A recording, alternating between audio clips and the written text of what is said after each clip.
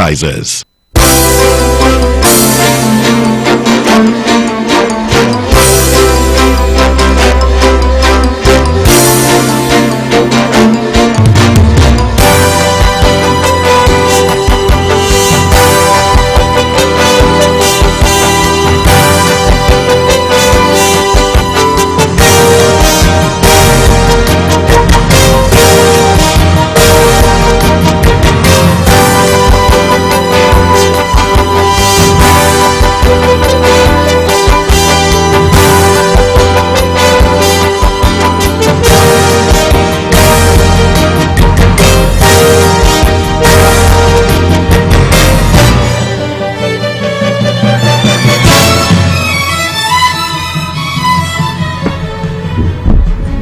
Good evening, ladies and gentlemen. Good evening to the listening public here on the beautiful island of Nevis. Good evening to our friends and family on St. Kitts. Good evening to you wherever you are in the Caribbean.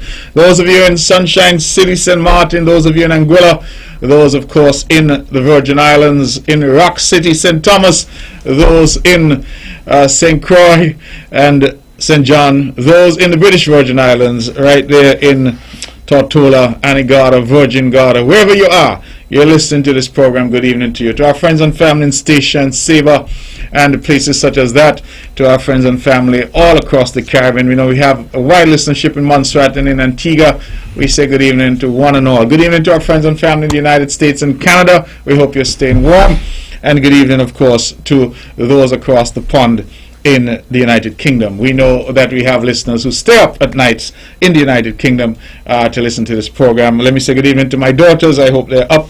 And if they're up, I hope they're studying. So, good evening to them and welcome to another show. This evening, here and on the mark, we hope to have a good discussion. We've been having some excellent shows over the past few weeks. But I started at the top of the show with some sympathy going out to some families here who have lost loved ones. I start, of course, with the Farrell family. They're in Jessups. They have lost Nyan Farrell. Nyan worked with me as a Foreign Service officer in the Ministry of Foreign Affairs. I know her family very well. I know her dad, Ashley Farrell, former Cabinet Secretary to the Nevis Island Administration. And Nyan was a long-standing worker and Foreign Service officer and diplomat with the Foreign Service of St. Kitts and Nevis. She served in New York at our mission to the United Nations and then latterly here at Capitol. I would want, of course, to extend my deepest sympathies to the family and to let them know that they continue to be in our prayers and that we are prayerful that they will find comfort in the prayers of the multitude.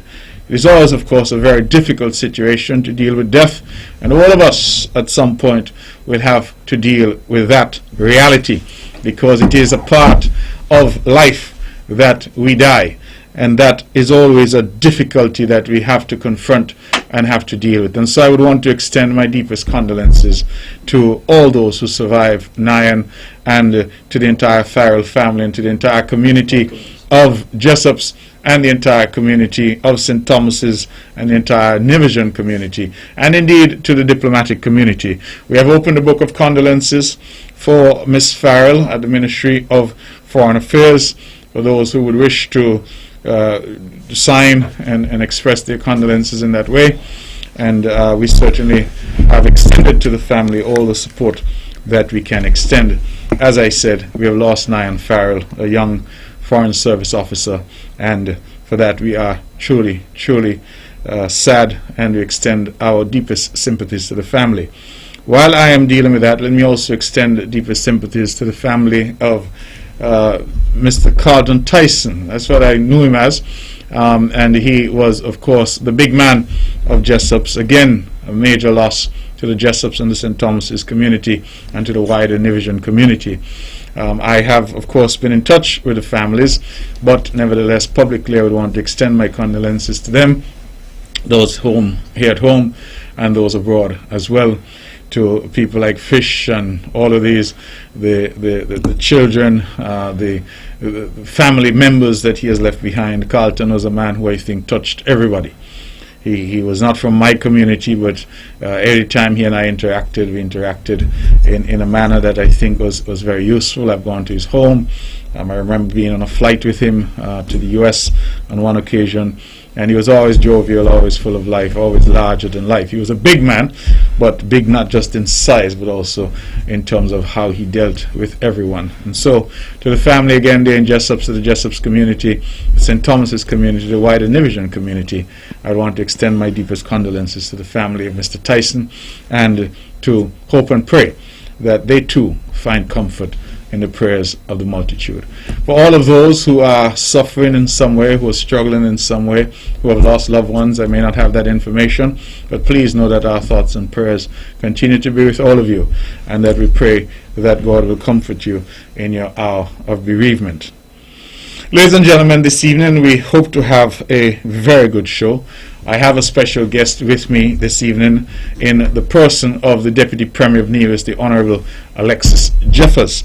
And we have so much ground to cover that I've decided to forego my usual soliloquy and to allow Deputy Premier Jeffers to have an opportunity. Now, Deputy Premier Jeffers is not just the Deputy Premier of Nevis, with responsibility, of course, in the Nevis Island administration, and a senior minister, having entered the government here in Nevis since 2013. He is also, as of June of 2020, federal minister as well, having certain critical responsibilities in the federal government of St. Kitts and Nevis. So, without further ado, he's no stranger to On the Mark. He has hosted it. He's no stranger to Vaughan Radio. He's my friend, my classmate, my colleague, and I would want to welcome you, Deputy Premier Alexis Jeffers. Welcome to On the Mark. Thank you very much. And can I say Premier Brantley or just say Mark? Whatever. You just said I'm your friend, colleague, classmate. So we have been like that in terms of a first name basis. But thank you for the introduction, Premier Brantley, and it's certainly a pleasure to be here. And you're correct that I've been behind these microphones and On the Mark for some years now. I believe I started somewhere around 2006. As a freshman, so to speak, and worked my way up.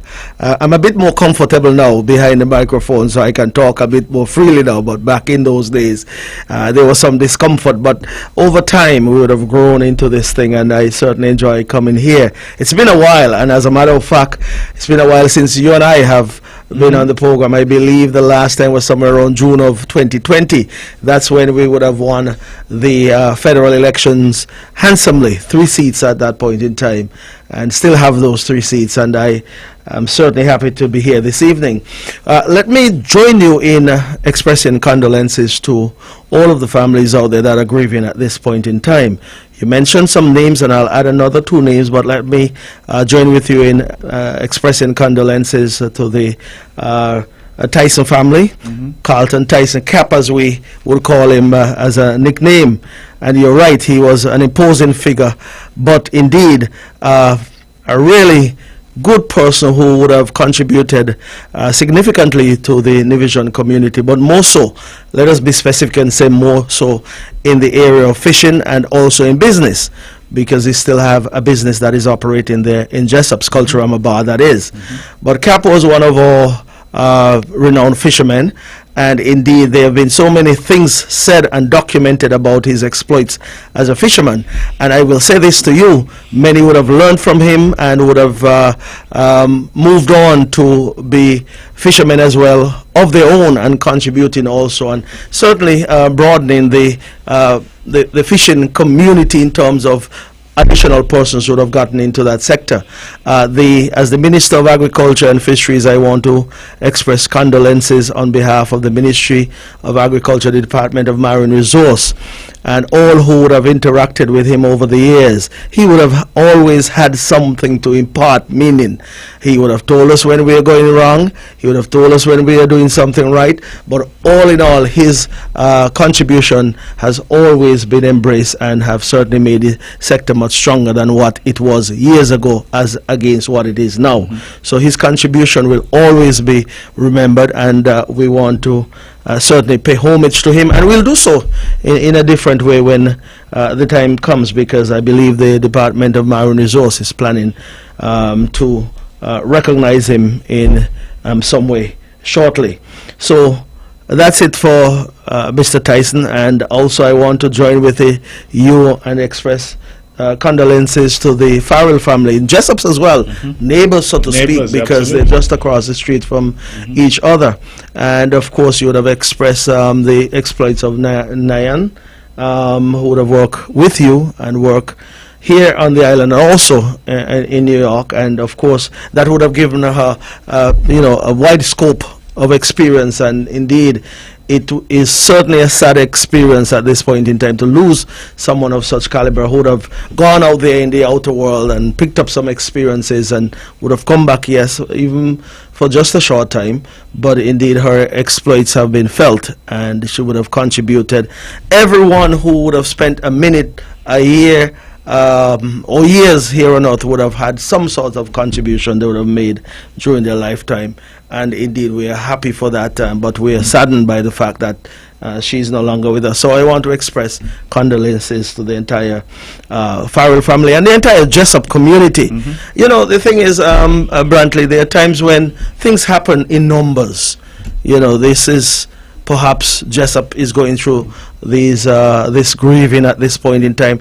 Other period of time throughout the year, there are different communities that have 1, 2, and 3 persons who would depart this life, but it's something we don't have any control over. It is the will of the Creator, and sometimes you would want to question these things, but I would want to say let us continue to pray for the best for this community and for this island, and as such, I also want to just say in the Butlers area and in the Libert Hill area, there's some grieving as well too, because in Butlers we would have lost Stanley Johnson. Stanley was a fixture there, he tall, imposing guy, and he departed this life. I believe it was on Sunday. I believe I got the news, yes, and it will surely be something of a difference when you go to Butlers and you don't see Stanley anymore. But God bless his soul, and may his soul rest in peace. Also, down in Libert Hill, we would have lost Morris Tyrrell. He was originally from the Hanley's area, but over the last couple of years, he has lived in Libert Hill. An avid domino player. Love his music as well, because he played with the Advent Minstrel, I think they're called a string band, and he was an all-arounder, so to speak, because he was in the field of construction. He was a mason, and of course other things, I'm sure. He taught me how to make a kite. So, a kite, okay, so he was a kite maker as well too. So he was a multi-talented guy, and certainly he was a shocker when I returned to the island on the 2nd of February and I heard that Morris is no longer with us. That was certainly not expected, but such is life. You know, Premier, there are 3 phases in life. You're born, you live, and you die. And sometimes it is the most difficult part to accept the fact that you won't be seeing someone again, or ever again. So, but I just want to wrap up with this particular phase by saying, may the Lord continue to bless us as an island. May the Lord continue to bless all of the families and provide the comfort that is needed during these difficult times. And there are other people who are grieving as well. There are persons in the hospital who are going through some difficult time. We want to pray and hope for their speedy recovery. But the Lord has a plan for all of us, and we'll just have to work with that plan. But all in all, let us continue to be prayerful. So thanks for the opportunity there for those few moments to join with you in offering those condolences, Premier. All right. Well, again, welcome. No stranger, so I think we can, as you said, dispense with some of the formalities and really get into it. Over the last few weeks, Alexis, we have brought, the other members of the cabinet here. I believe the Honorable Eric Evelyn was here, and the Honorable Spencer Brand has been here, and it is a way of using this platform to report. Naturally, I come every week when I can make it. If I'm not here, you're here, or Eric Evelyn is here handling the show. Sometimes Troy Libert is here. But the intention really is to allow the people to see at work what we have said is our mantra. A transparent government, a government that has nothing to hide, a government that is coming in different forums. I have been proud, for example, that in addition to this show, when I became Premier of Nevis in 2017, in fact, even before that, when I got elected into government in 2013, there were many who said to me that I should stop this show. They said, no government, no premier, nobody like that has a show like this every week. It's too much exposure. But my own sense is that if you're serving people, you have to be prepared to answer their questions. Sometimes the questions are hard. Sure. Sometimes people have a view that is different to yours, but that is what democracy is about. And so this show provides that type of platform. So I'm happy to have you coming back, and I don't only want to say as a guest, as a co-host this evening. And I think that what we've been trying to do really is to look at the various ministries and also the various constituencies on the island and give those responsible an opportunity to speak to a snapshot, if you will. We know we can't do it all in one session, but the idea really is to start that conversation, because oftentimes we get the sense that things are being done, we see it, but after a while it's almost as if people forget or they don't notice. Sometimes when I tell people, oh, you remember, they say, oh, but that road was always there. They didn't even realize that the road that they're driving on is really a road that was only done in the recent past. Because when it's under construction, inconvenience and all, but after a while you're driving it for a while and you get accustomed to it. And so a lot of times people fall prey to this idea that nothing is happening, because so much is happening that people sort of take it for granted. So you have been elected since, in fact, in 2011 to represent the people of St. James, the great parish of St. James, Wynwood. And of course, you would have come back in 2011. I'm sorry, 2011, you come back in 2013. In 2015, you would have contested the federal election. You were not successful. You would have come back locally in 2017. You came back in 2020 in the federal and would have won that. And I believe an election is somewhere within the next year or so, because it's constitutionally due in Nevis by March of next year. So clearly, it's a question of talking to our people, saying, this is Alexis Jeffers, you have reposed your trust and confidence in me now for the past, from 2011 until now, the past 11 years, you have been there. And so over a decade, you have been an elected representative for the people of St. James. Tell us a bit about what that feels like, being the person that the people of St. James has chosen to represent them time and time again by increasing margins, and what it is you have been doing in that community, in your ministries, but also in terms of the island of Nevis, because certainly once you're elected, we serve everyone. Yes. Well, you forgot one election, and that was 2010. That was my first ever election. That was a federal election. I forgot that one. Okay, 2010. Yeah, but I've been in and around elective politics for some time now. As a matter of fact, I can go all the way back to 1992, and I recall when the Concerned Citizens Movement would have won the elections of 1992, and the celebration that followed down here in front of Grove Park, Cedar Tree area. So I've been in and around, and I certainly love politics. I certainly love to serve people. As a matter of fact, if I were to look at myself and what I would have done prior to politics, it was always about people, in terms of the community groups that I've been a part of, and church group as well, including AYPA, the 4-H organization existed then. Of course, Highlights Cricket Club, when it started, I was a member of that. It has now segued into Highlights International. So I was a part of cricket and also football and all other sporting activities. But I have been a part of many different organizations. Of course, in the St. James area, we know for the last 25 or more years, we've had, well, no, it's not 25, it's about 20, yeah, just about. In 1996, I believe it was, when we started the Herbert Beach Affair. That has remained with us and is still ongoing, and I've been spearheading that since 2003. Of course, we haven't had any of that activity for the last 2 years, but I'm hoping and I'm hopeful that things will calm down to the point where we'll have that activity again this year.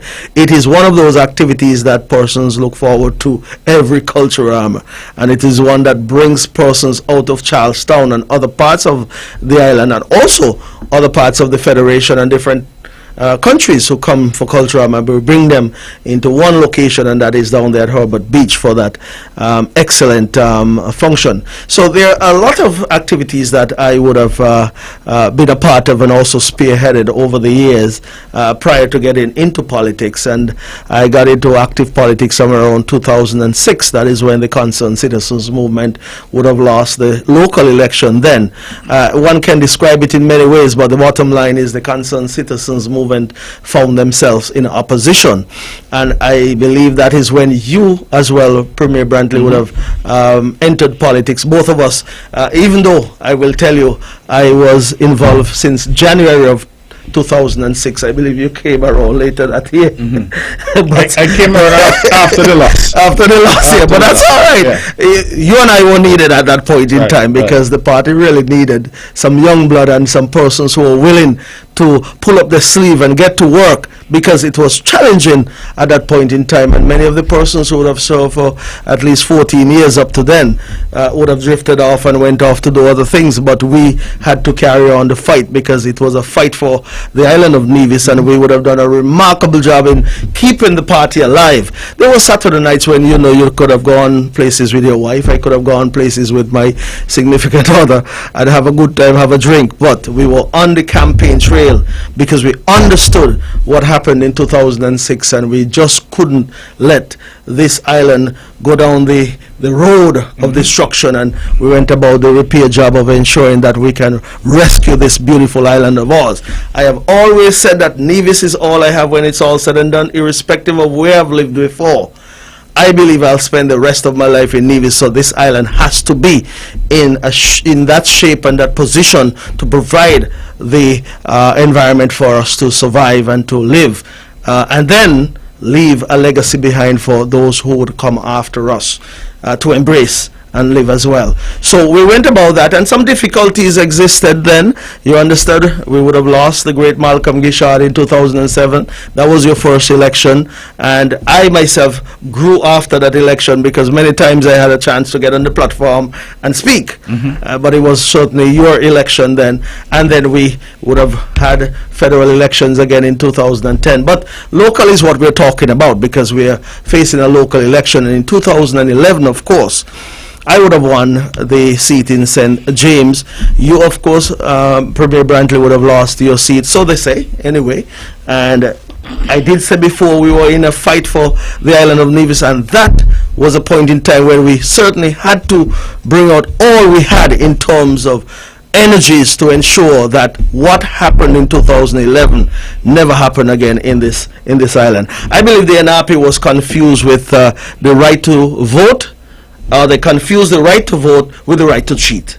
And that is what happened in that election. And some may have said, let it go, we'll contest the next one. But you decided, and we decided, that it cannot be left like that, because if it was to stand, you and I may not have been here behind these microphones right now, and that was a fight that I believe that the people of Nevis must remember every single day and tell themselves, and we should also remind them that we are here to ensure it never happened again. And since then we've had free and fair election, and in any free and fair election in this island, Premier Brantley, the CCM will always prevail. Any free and fair election, because you know what? The people of Nevis understand we're decentralized, and they're given the chance to choose a party to govern this island. They would always choose the CCM, because here is where decentralized, hard-working people and persons who would have always put the people of Nevis first. And when we say that, we mean it, and we actually live it every day. We live that by that creed, and that is why I do believe that this upcoming elections will be no different, because I do believe the people of Nevis have seen us at work as a team. You and I, you said you and I have been friends for many years, and we exemplify what it means to work together as a team, both you and I and the rest of our colleagues. But since we are here this evening, we exemplify that. And as a matter of fact, many people out there saying, oh, I love you, I love you, I love you. You hear the most love. Brantley, you and I don't say we love each other every day, but it is there to see. It is there to see, and there are different types of love. You have puppy love, you have instant coffee love, sometimes you hear about that, but you have genuine love that you don't have to talk about, but you show it every day, and genuine love exists with us and in this party. But anyway, when we get together, we can talk. Yeah. But I want to talk a bit about the ministries that have been given the responsibility to lead. And of course, since 2013, I have been the Minister of Agriculture, Lands, Housing, et al. Here on the island of Nevis. Of course, you did mention since 2020 I've been given that larger responsibility of being at the federal level to manage agriculture at the federal level. And that has been a learning experience, but we've also had some very good exploits and progress and achievements at the federal level as well too. But locally, we have done quite a number of things. At least when we did our manifesto back in 2011, which we also would have used in 2013, we spoke highly of the fact that agriculture must play a pivotal role in the overall development of the island of Nevis. And we said now more than ever we have to produce more. Now more than ever we have to consume more of what we produce. And now more than ever agriculture, as I said, must play that pivotal role. And ultimately, now more than ever, we as a people should be better off as a result. More entrepreneurs, more people getting into the sector so that it can grow. And I believe we have achieved a lot of that, most of what we have set out to achieve. But this pandemic has certainly taught us even more that we have to rely more on what we grow, what we produce, and consume more of what we produce. And that is why we have sought to do a few things that I'm going to speak about in terms of the exploits that we've had down at Indian Castle in the recent year, and also what we intend to do in terms of establishment of a broiler industry here on the island of Nevis. But if you want me to continue, Brantley, let me speak. No, I want you, because you have a lot of ground to cover. Yeah. Because I want you to speak to the constituency, but also to speak to the ministry. And when you say constituency, you clearly have a constituency that would have elected you. Sure. But you serve the entire constituency of Nevis. Of Nevis, yes. And now the wider sink is Nevis. So I'd really like you to take an opportunity to spell out for our people some of the strides that we have made thus far. Let me speak a little bit of agriculture for now, because I know that may be the focal point as we go along tonight. But let me speak a little bit about agriculture. Over the years, agriculture perhaps have not been given the type of attention, because obviously the Minister of Agriculture is ultimately, based on the ordinance, is also the chairman of the Nevis Housing and Land Development Corporation. And in the past, what you find is that most ministers would have focused more on construction of homes and the likes when it comes to the NHLDC. As the Minister of Agriculture, though, I would have told myself that there must be a focus on agriculture, also on housing, yes, but you must be able to balance your focus to some extent to ensure that each area receive equal or even more attention in the case of agriculture than housing, because housing will always receive the type of notoriety because it is what you see out there. Construction is something that is always there for us to see. But we can have a plot of land down at Indian Castle on the river, and persons probably won't see that plot, but the results is what they're looking for, and that is why we have been results driven. Now, we decided in agriculture that we will take up this challenge of producing down at Indian Castle, 35 acres. You know, many persons have said in the past, even persons who are trained agriculturists have said that Indian Castle does not present a fertile or a viable area to produce. I have said that I am a person who I do not believe in negativity. If you say I can't, I tell you I will. And we have gone down there and have demonstrated to the island of Nevis. And I want the whole of Nevis to visit the Indian Castle project that we have going on down there. At any time, you can go and have a look. We have currently down there, Premier Brantley, almost 10,000 fruit trees down there. And we have been focusing mostly on replanting of coconut trees. We have over 4,000 coconut trees planted down there. Excellent. We have golden apple, we have banana trees, we have mango trees, we have sorrel, cassava, pear, avocado, that is, citrus, of different types, lime, tangerine, and we have replanted some shaddock as well, because that has been something that has almost gone extinct in Nevis, but we were able to find just about 60 trees recently, so those have been planted. Of course, you have stuff like passion fruit and dragon fruit we have planted, sugarcane, we have tried some onions down there as well, watermelon, we are planting, and the whole of Indian Castle have been planted, and you go down there, it is lush green, because we have water. We have water. The rain fall down there is somewhat low, yes, but we did something as an administration. We brought some lines from all the way across to the bottom of Hickman all the way to Indian Castle so as to provide water in that area, and that is a plus for this administration.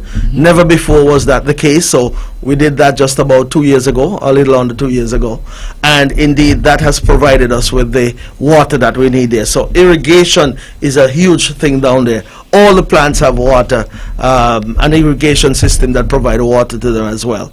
So we have started reaping down there cassava, sorrel thus far. In a matter of 18 months, I'm hoping that we'll be able to reap some jelly. And I've said to you before, I've said to the cabinet, and I've said to persons that just some simple maths tells me that we have 4,000, just over 4,000 trees, yes. But if, for example, 2,000 trees are producing, let's say, on a monthly basis, $1,000 in jelly water, that's just about what? 100 bottles of jelly water. These regular water bottles at $10. Yeah, that's $1,000 times 2,000. You're looking at $2 million.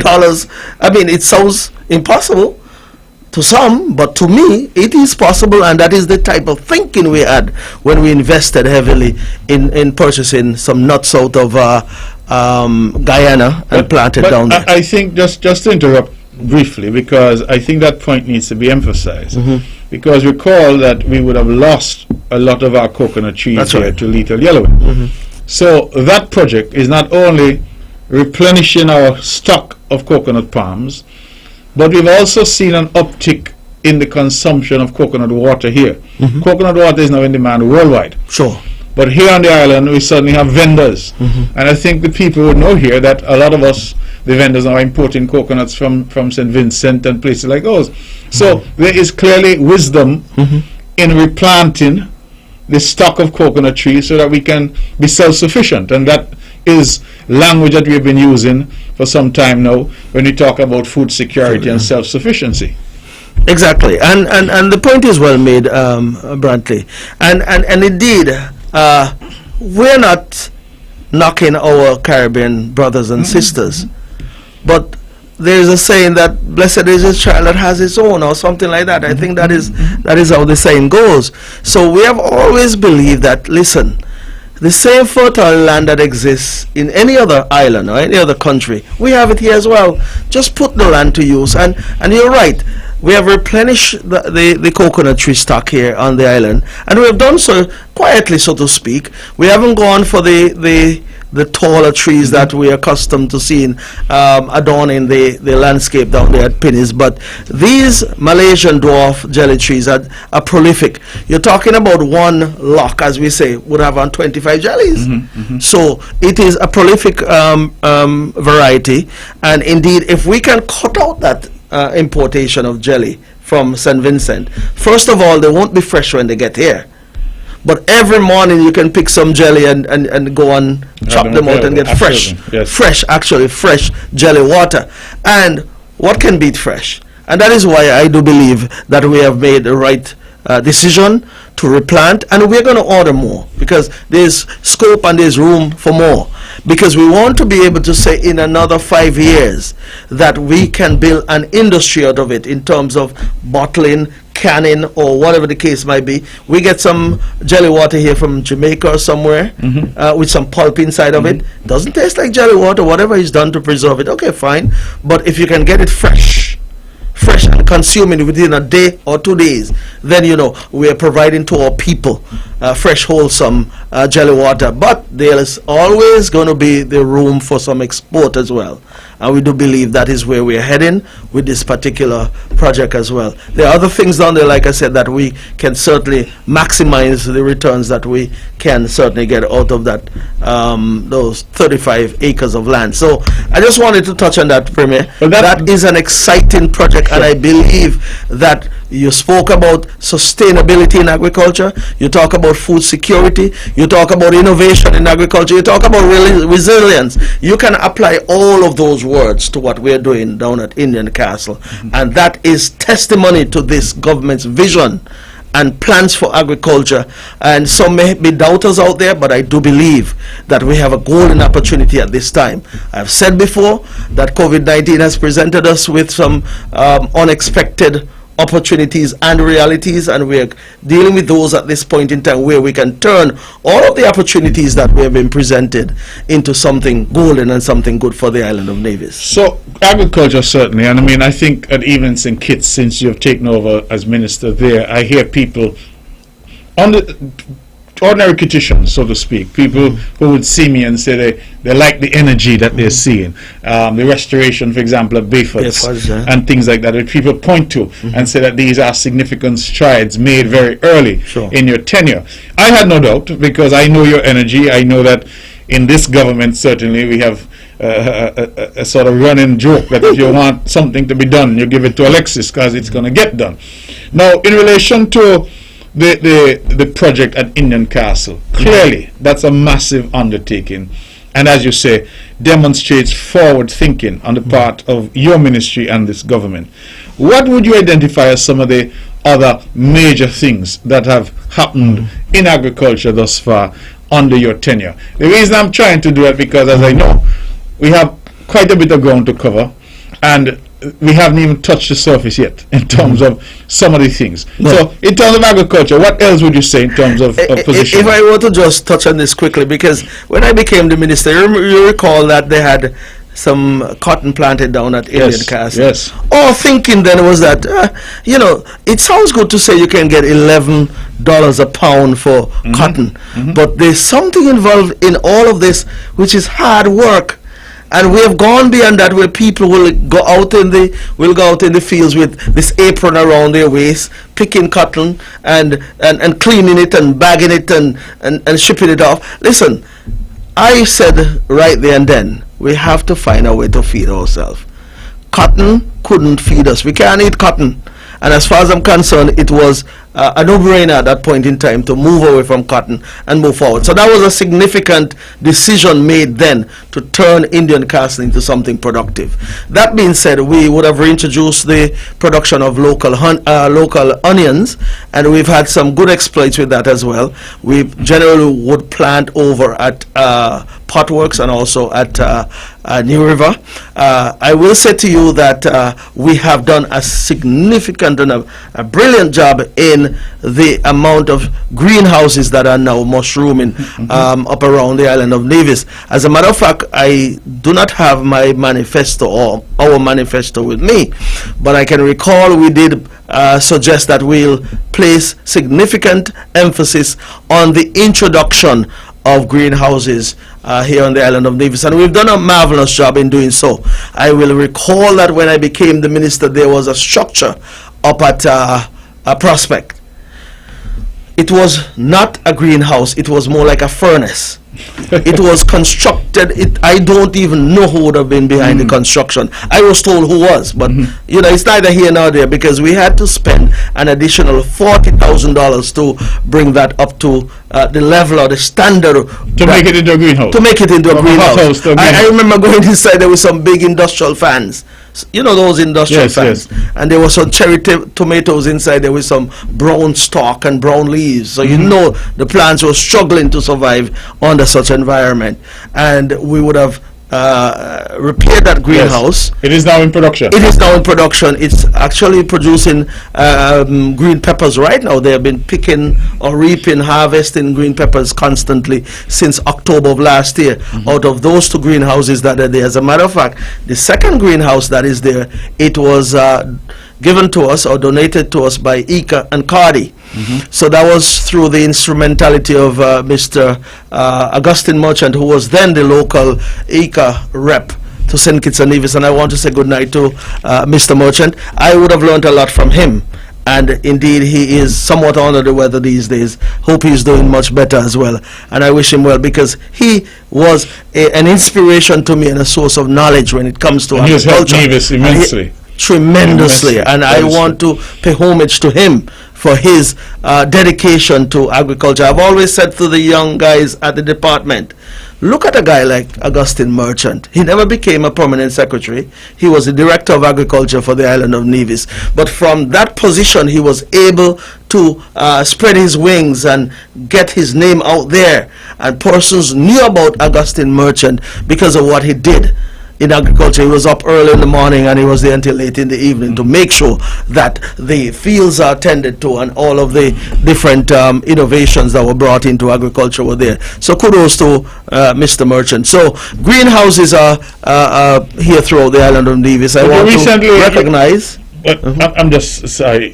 You recently did an innovation with that because it was a response to COVID. I was going to speak about that. Go ahead. So, but first and foremost, I want to recognize all of the greenhouse producers here on the island of Nevis. First and foremost, we have to recognize Mr. Mackie Truss. Yes. I think he have now 4 greenhouses. So I remember when he started in 2013, he would have gone out and got a loan and bought his first greenhouse. Then he went on to his second, and then he went on to his third. And he has been the recipient of one of those greenhouses that we were able to procure with through my instrumentality, and as the federal minister, we were able to initiate a program whereby we bought 10 greenhouses. 5 were donated to farmers on St. Kitts and 5 to farmers on Nevis. Now, Mackie Truss have been the first farmer to bring his to production, so he's now producing crops there, tomatoes and I think peppers and some lettuce as well too. So his is on the production. We were there I think 2 Saturdays ago, and it was certainly a wonderful thing to behold, and I want to commend him, because that's a gentleman who every farmer on Nevis who are interested in that particular technology and that particular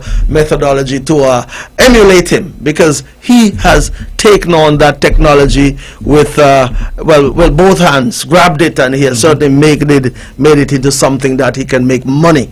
But of course, before you get to money, there's always hard work involved, and he has been working hard along with his team. He has a team with him, his wife and some other workers who work there, Trevi and some others, and they as well are learning as they go. So at some point, they themselves, I am hoping that they can become greenhouse producers as well, and farmers, because that is the intent. Now, it is a prolific form of farming, Premier. As a matter of fact, you can be picking tomatoes for 12 months of the year. As against open field farming, during the harsh months, the summer months, you don't get much. The production level drops. But inside of the greenhouse setting, you can be producing 12 months of the year. And that is what we're looking for. We are seeking to eliminate some of the imports that we would have to do from time to time. Based on the data that I'm seeing, we import millions of pounds of tomatoes annually. If we can make a dent of 10%, 15%, 20%, that will translate into millions of dollars. But like I said, before we start talking money, understand that all of this entails hard work. And if you're committed to the task, then we can certainly see ourselves getting to the point where some of the import that we do can be substituted with locally produced products, yes. So Mackie has 4. Then I want to recognize Mr. Paris, Richard Paris. He has certainly made a name for himself, because if you go to St. Kitts, you would see Paris Gourmet inside of places like Value Mart, for example. So he has established himself as a greenhouse farmer, and he has been making inroads, and he has had some exploits as well. Danny Atherton is into greenhouse and hydroponics, and of course we're trying to bring some younger persons on board as well. But I also want to recognize Mr. Solomon as well. Pinny? Yes. I forgot his first name. But you can see his farm just up here below Hosford. And then Mr. Gager as well. Gager, exactly. And Najee. Exactly. Yeah. So there are some young persons who are coming on board, and we want to encourage more. As a matter of fact, I will say at this point in time, through the CARICOM Secretariat, they're offering some training to 2 persons from the Federation who works within the Department of Agriculture.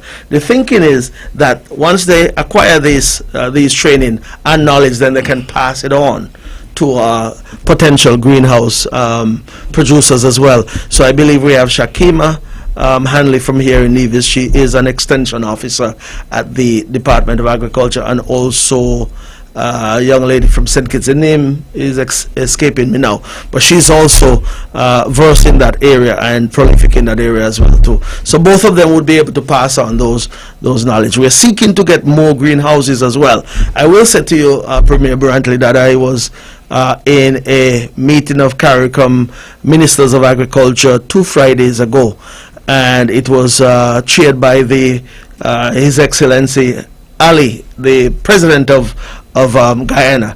He is the one who is spearheading this task force, task force of agriculture ministers, and we had some discussions. And of course, you have been following the plans and programs in terms of what is planned for agriculture for the CARICOM member states. And the thinking is that by 2025, the CARICOM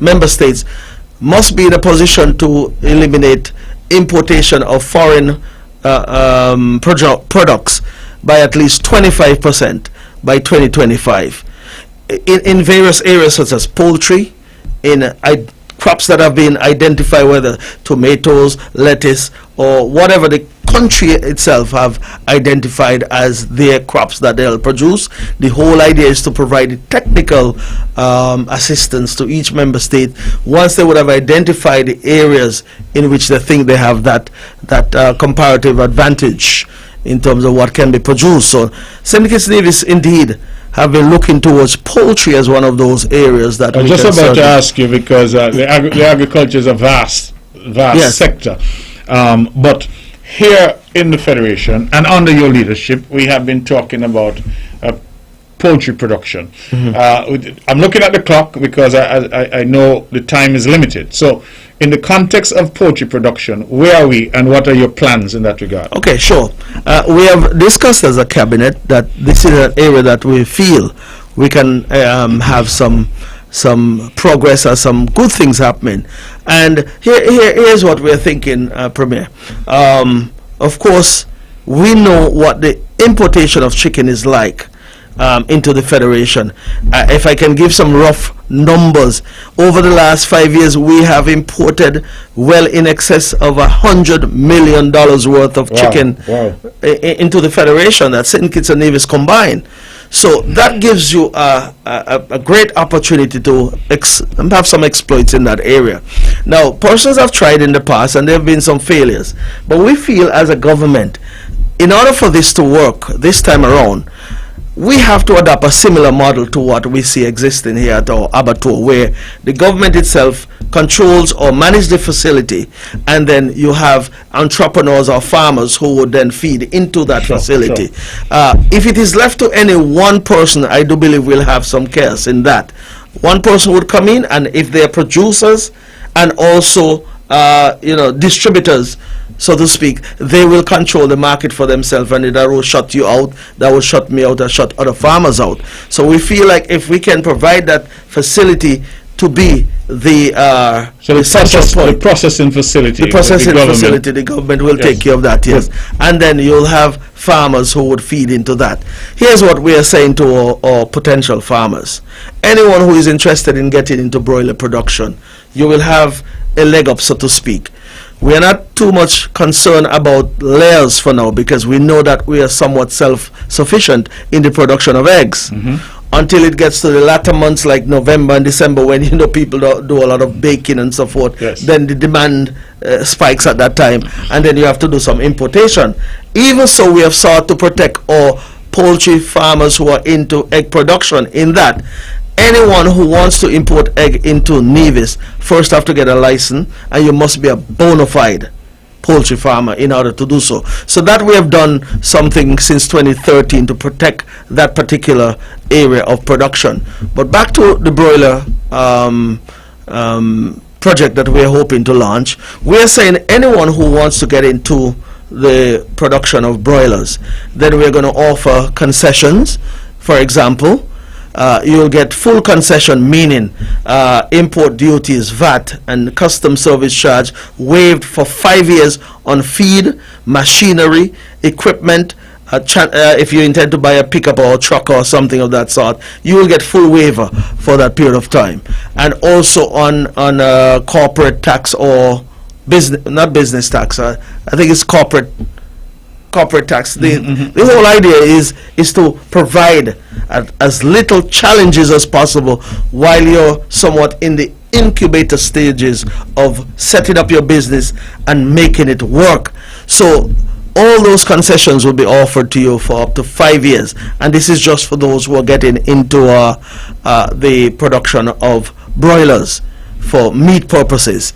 And in so doing, we are hoping that many of our young men or young women out there who would want to get into that area will be encouraged to do so, because the cost of feed can be a hindrance. That is the largest percentage of your costs, feed, and in so doing, we would provide that particular type of platform for you to build on. So if I can sum it up, I think that what we're saying to the people is that, again, under your leadership, we can expect broiler production. We can expect in the foreseeable future, soon, and I mean the near future, soon as possible, that we would have locally produced chicken for people's consumption, which is clearly organic, which hasn't been frozen and shipped for thousands of miles, chicken that we can point to where it is produced, but also the economic activity that will generate. Sure. I want to just steer us away from agriculture for a few minutes. Not that it's not very important, because we haven't even touched fisheries, we haven't touched animal production yet. There are miles that we can still cover. But agriculture, as you know, was one of our primary responses to COVID-19. And you were sitting right next to me in the cabinet when it was, I believe, in March of 2020. We took the decision that if the Port of Miami were to close, we would have some food shortages and difficulties here in the Federation. And so we went all out. And I've said it countless times in terms of the incentive package that we put together for our farmers, our fishers, and the like. But I want to pivot just briefly, because I'm sure when the phones open, there may be people out there who would want to call. Just to recap, that we did things like free fencing wire for farms, free land preparation, free land clearing, free seeds, free seedlings, free fertilizer, all of that, free water. We provided all of that to boost, and we extended those concessions to the backyard farmer as well, not just the commercial farmer. So a lot of people started to grow something. And in a way, we brought back what Nevis used to be, where everybody had a little something in their backyard, right? I realize even you at your home have a little something in your backyard. And I think that is how it used to be, that you could go outside and pick something. But I want to just, because one of the other principal areas of your responsibility is housing. And we all know that the purchasing of a home is, for most of us, the largest investment that we'll ever make in our lifetime. Nivijans have had a proud and long tradition of land ownership and home ownership. And that has not changed. What has your role been, and could you say a little to the listening public about what you would have been able to accomplish thus far in the context of housing here on the island of Nevis? Well, I would want to start this way, Premier Brantley, that in 2013 we assumed the role of the management or the chairmanship of the Nevis Housing and Development Corporation under difficult circumstances. Absolutely difficult circumstances. Meaning, if one were to look at the history of that entity, it was built or it was formed back in 1984 to provide affordable income, affordable housing to the persons who are considered at the lower bracket or the lower ladder of income here on the island of Nevis. Indeed, over the years, there have been numerous housing developments started in Nevis, and indeed houses have been built throughout the island of Nevis. Every parish would have seen some level of construction. So indeed, even though the challenges were there, and we can talk about some of the challenges later, but it was not an indicator that we were going to just sit and not do what we are mandated to do. We went about our business to ensure that we continue to provide affordable income housing to our people and also quality housing as well, because back in those days persons would have associated housing with the NHLDC as something you just probably knock up, and then you hear about all kind of issues and difficulties, and we have had to solve some issues in recent times, meaning soak away issues right over here at Cherry Garden. But of course that's for another discussion. But indeed, over the years, in spite of the challenges, we've been able to make significant strides in housing here on the island, and have improved the quality as well too. Improved it to the point where financial institutions around Charlestown now have every confidence in approving a mortgage for persons to construct houses through the Nevis Housing and Land Development Corporation. And I sit here this evening and I'm proud of that, and I'm proud of this administration, because over the years the NHLDC has been a source of much talk. You talk about corruption, you talk about all sorts of things that are negative when it comes to the NHLDC. We have sought to change all that around. But I don't want you to use the language of sought to. You can say we have. We have. Because, no, I believe that's important, because when we think of what NHLDC used to be, and that everybody who was involved in some way, shape or form, especially under the Nevis Reformation Party, that it was a cesspool of corruption. Yes. And you look at what the NHLDC is today. Nobody has been able to point a finger and suggest that there's anything untoward that is being done up there. And so I think that these are things that people take for granted, you know. Yes. People take for granted. You know, Alexis, I listened to the opposition the other day, and they went and read a letter that they say I wrote. I believe it was in 2007 or 2008. That's a long time ago. Right? And you know what I said? Somebody called me and said, oh, them fellas reading some letter you wrote as a lawyer in 2007. And I said to them, if you have to go back 15 years to find a letter to read when I've been Premier of Nevis for the past 4 years, it tells me that you have nothing to campaign on and you have nothing to say. Because that speaks for itself. So, and I want you to take, because oftentimes, you know, we go along and nobody's going to say, job well done. But from where NHLDC was, the reputation that institution had, to the reputation it now has, I think it's night and day.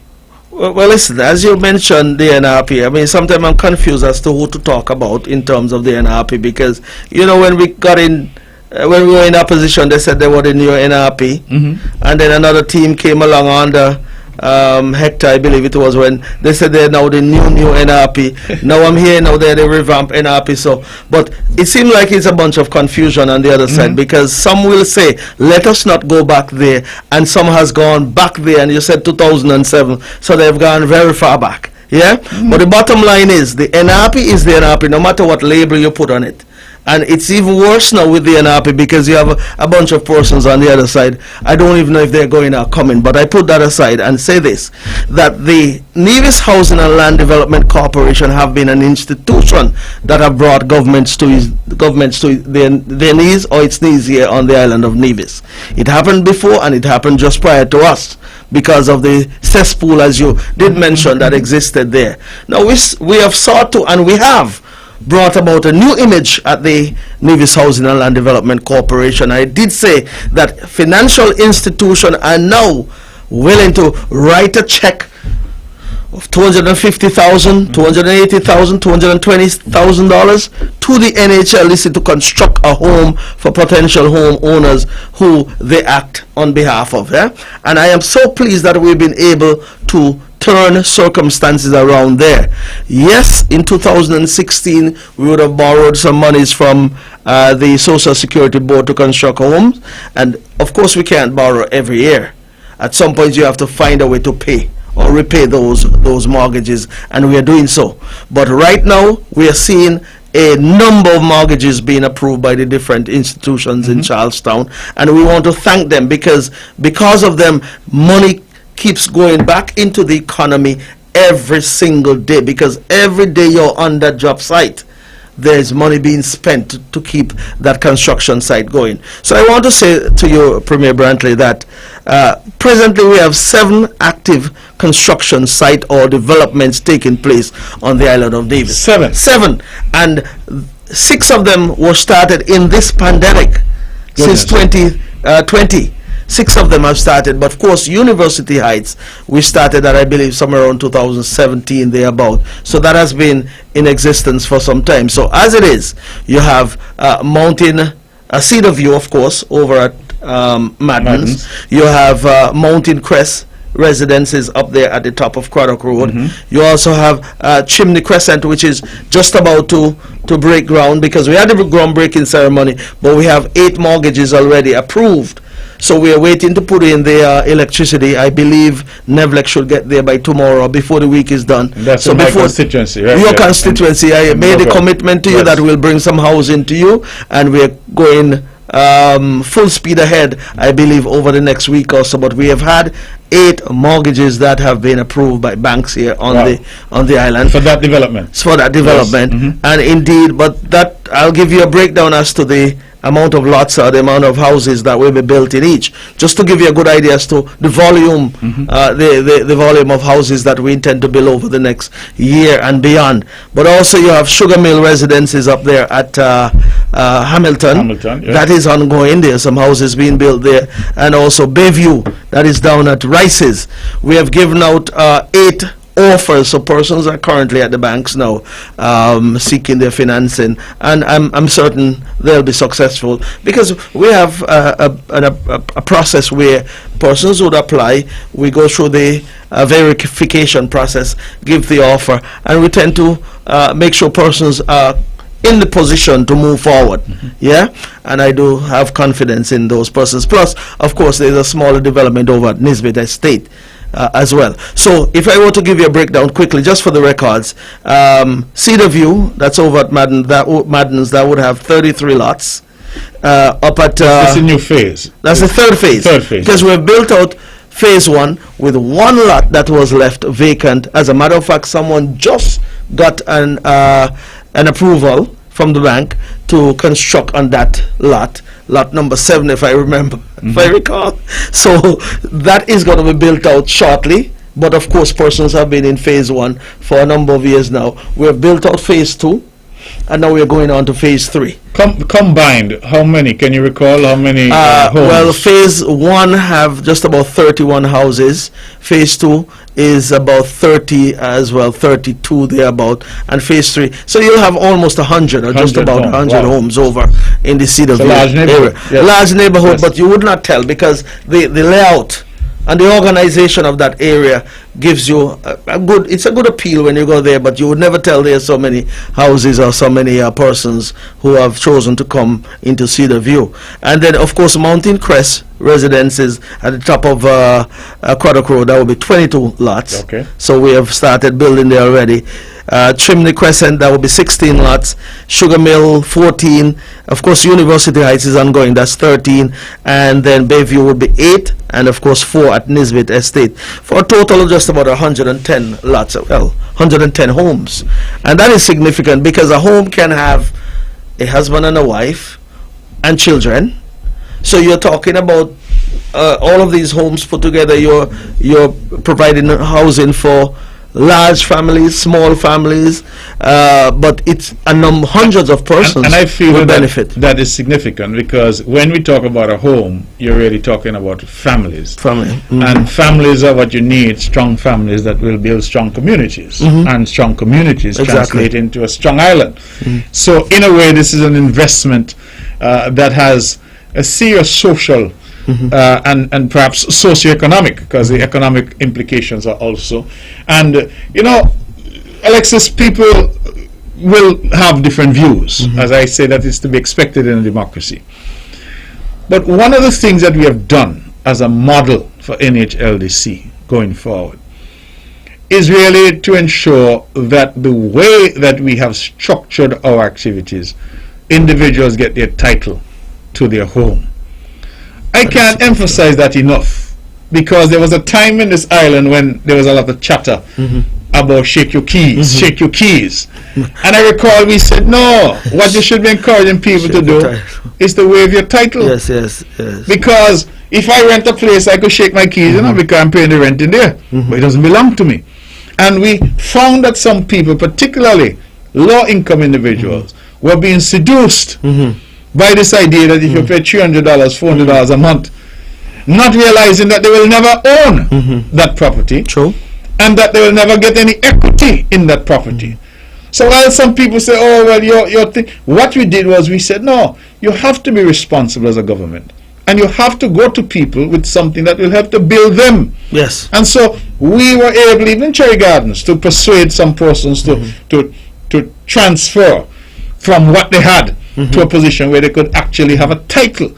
A title is something that over time you build equity. You go back to the bank, you borrow it, because your children who are 10 when you went into the house are now 25 and going to college. And so this is again a government that is forward thinking, that is looking and saying to people, listen, don't sometimes cry too much that it's a little tougher, because it's a little tougher because you're getting the value at the end of the day is yours. And I think that is important. Yeah. But if I may add to that, Premier, some people frown on this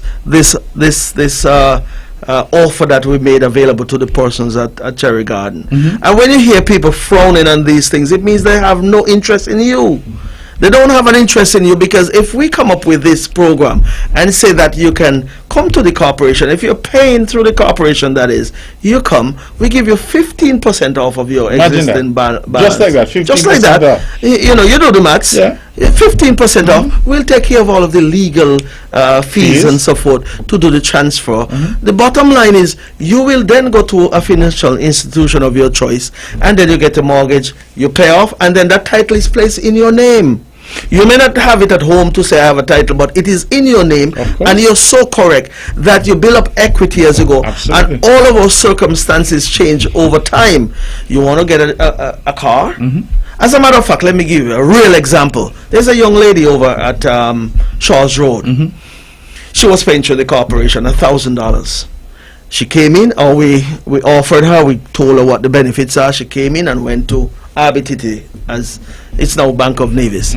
She got this offer, she went, and she was able to get the mortgage and also get a mortgage for a Jeep. And she's paying less than $1,000 when it's all said and done. She's paying, I believe, $800+, but less than the $1,000. But she now have a vehicle. She has her title to her home. She's much more empowered now. She feels like she has accomplished something. Because you got to pay $1,000 every month. What are you paying? You're paying rent. But that I think you're paying rent. And I want all people to understand that. And I think, in a way, and I don't want to be overly cynical, but in a way I wonder if it was not an attempt to continue to control people. Because once you were in that situation where you were continuing to pay rent to the corporation, it means at any point that the corporation could come and put pressure on you and say to you, well, you're not paying, or whatever the case may be. You're not supporting us anymore. Come out, you have some other people you want to put in. You understand? But we took a position, and I think that this is what you do when you're talking about development and building a country. And that position that they took was actually making poor people into paupers. Of course. Poorer. We have empowered our people and have given them that additional leverage where they can do more. And that is what you think. When we say, we always say people matter more. We've gone beyond that, Brantley, because I hear them playing a song here on a Monday night, for example. People used to matter more. Well, that is true. people matter most now under this government. Yes, most. So we gone beyond people matter more. That is rubbish. And I don't want to knock the artist of the song because she may have been misled by someone. But she's my friend, your friend. But I think she has been misguided because we have gone beyond people used to matter more, and we're now saying people matter most in this island. And that is what we do when we get up in the morning. I know you get up early because the time I will send you a text and you respond. So you're up early just like I am. So we're up early, and one thing is on our mind. What are we going to do today to transform or make the lives of the people of Nevis better? And that is what we do as a government. And I'm so happy when we achieve what we said we set out to achieve. This particular program that we would have brought to the people of Cherry Garden and other housing development here on the island of Nevis. I'm so happy for them because they now can waive the title and they can now do much more with that equity that they have in their homes. Exactly. So, all right, hold your thought because it's 10 minutes past the hour of 9 o'clock. You know, shows like these, we need 3 hours. It's 10 minutes past because I want to get back to you on the constituency matters. Yes. And some of the projects that you would have spearheaded across the island. But we'll open the phones in case anybody wants to call in.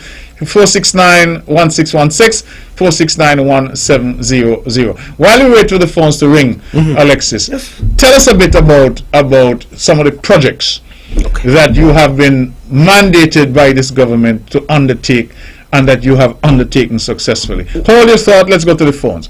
Good evening. You're on the mark. Hello. Good evening. Good evening. Good evening. Good evening. On the topic of agriculture, I find it difficult to maintain my small livestock population because of the situation with supply office. I'm wondering if there can be a better system where supply office like have 2 containers, and when one container running short, that they have already sent in an order or some kind of better system, because when feed run out and you can't feed your pig, you can't feed your birds, you can't feed your livestock, and maintain them molasses and all them things they run out, and then you got to go wait a month for them come in. You know, you're there at a standstill.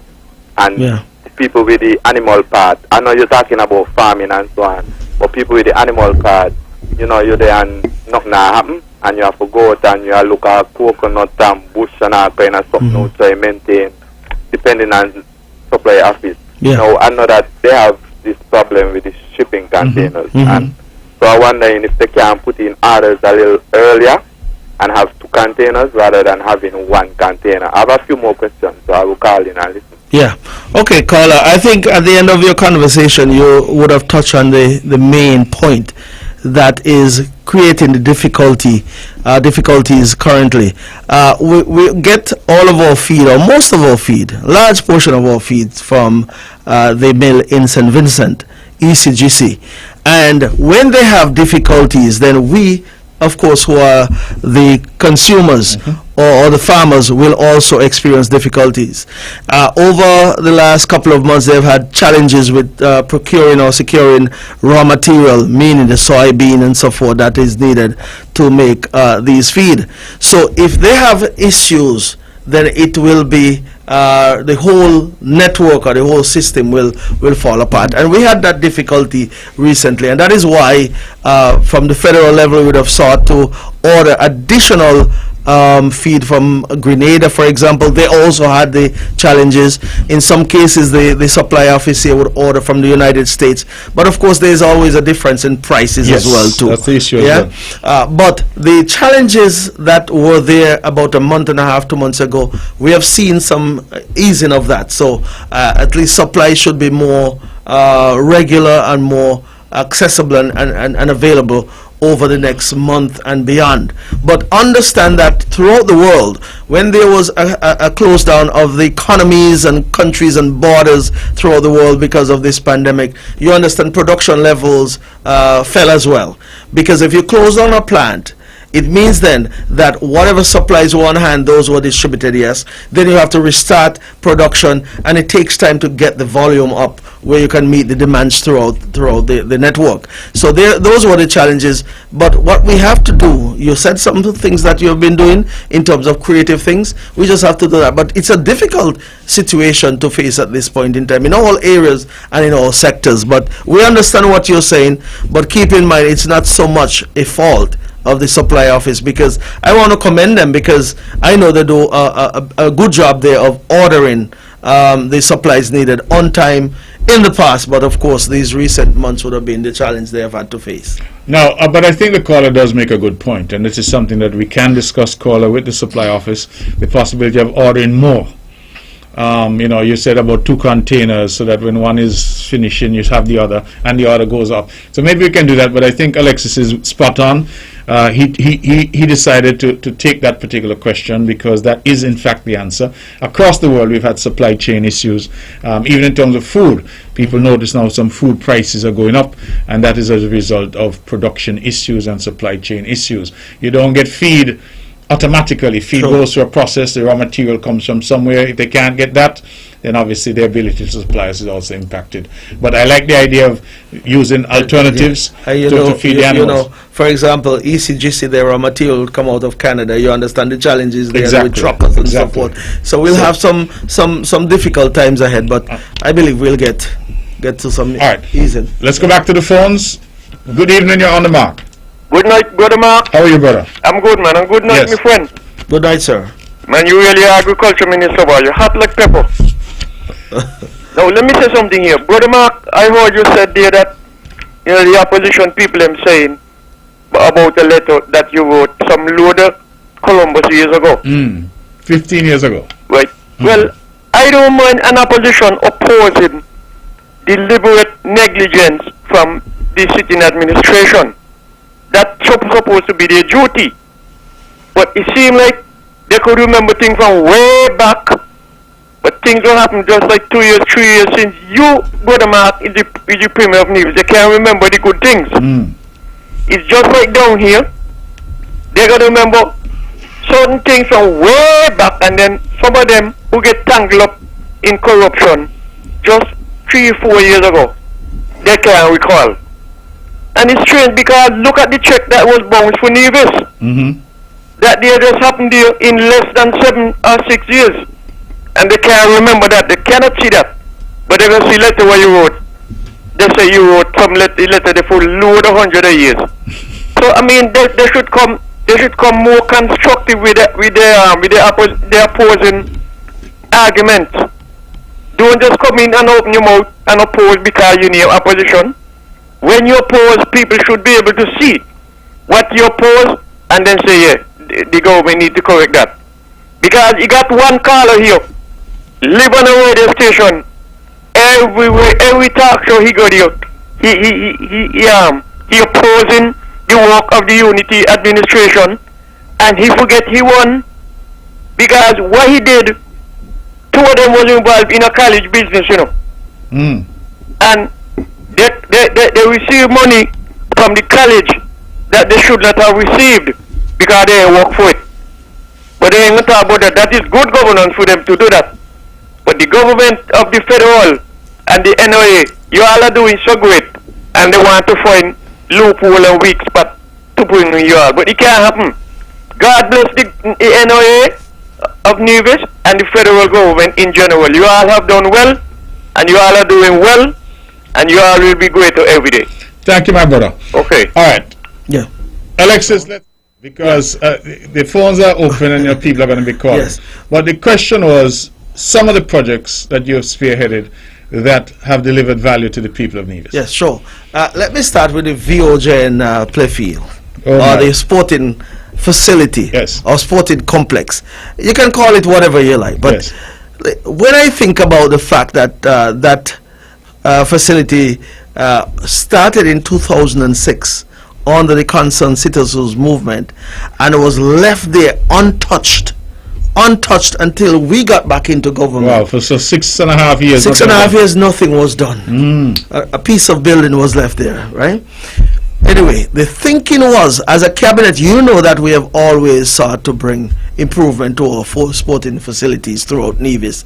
And the thinking also is to ensure that our young people have somewhere to have recreation. Cricket is a major part of our lives and livelihood. Football, netball, and track and field and the likes. Of course, you have VOJ in primary school that is next door, so that is a facility that was contemplated to provide that type of recreation for young children. Now, we were able to finish that complex. It's a marvelous sporting facility. And why I say it is visionaries, because just recently, for example, cricketers who are practicing for the Leeward Islands Hurricane were able to come there to practice one day, to use the facility. And that, in a sense, made me feel good. It made me feel honored to welcome them there first and foremost, but also to say this administration certainly is thinking way ahead of our times in terms of what we contemplated that facility could be like. We have provided lights there.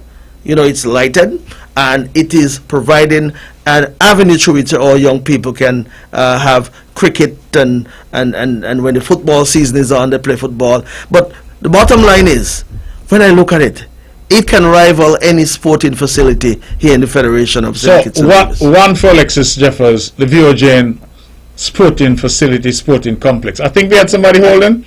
So let's go to the phones, because now we don't have time to, we want to go on to two. So get two ready, get two lined up. Let's go to the phones. Good evening, you're on the mark. And to the next question, because you're onto housing. With the housing projects, I think a little bit more mandatement should be made, because like you're just talking about the play fees and so, like persons who sign up for these houses and so should know that their children have this option of school or that option of school, because I can't see a child living so close to a school and going to a different school and a parent can take a house and knowing that the school is right there and saying that, oh, the child has to go to this place because of bus and all kind of different things. Well, caller, I think that will get less and less, because we have been enforcing the zoning system. Yeah, the zoning system. So yes, so we've been enforcing it a little bit more. Right. Because So some schools small, and you see so much of children in that same area there are going different schools. yes. No, Yeah. that's not good. So we have started to enforce more rigorously for some years now the zoning system, because you're right, that used to happen a lot. I think as we're going to weed it out as we go, it's going to happen less and less, and persons will be mandated, as you say, So to if you can host in an area, you know your option at this and not make no excuse. Right. Your child go there, So- make preparations, whatever. we agree with you. That is the position to which we're moving. All right. Okay. Thank you very much. Okay, you said. Hold on. Let's go back to the phones. We have somebody else I'm holding. excited. Good evening. You're on the mark. Hello. Hello. Yes. You're on the air. Go ahead. I have a question. Could you tell me where I could find some, yes. We're listening to you. Yeah, I'm trying to find a couple, coconut trees You're trying to find a couple coconut trees. here to plant. Where can I go, anywhere in agriculture? I can, purchase some of those. There are quite a number of farmers here on the island who have coconut trees for sale. We did bring some from Guyana. Those have been since planted, but I cannot start calling names of farmers here on the island who have. But I know for a fact they're coconut trees. I'm certain some of them are listening. How can we make that connection? That is the question. Perhaps tomorrow you can call the Department of Agriculture and they'll be able to point you in the direction of some of the farmers here on the island who have an abundance of coconut trees that can be made available to you. Okay, Franz, one more question. What about Amripali trees?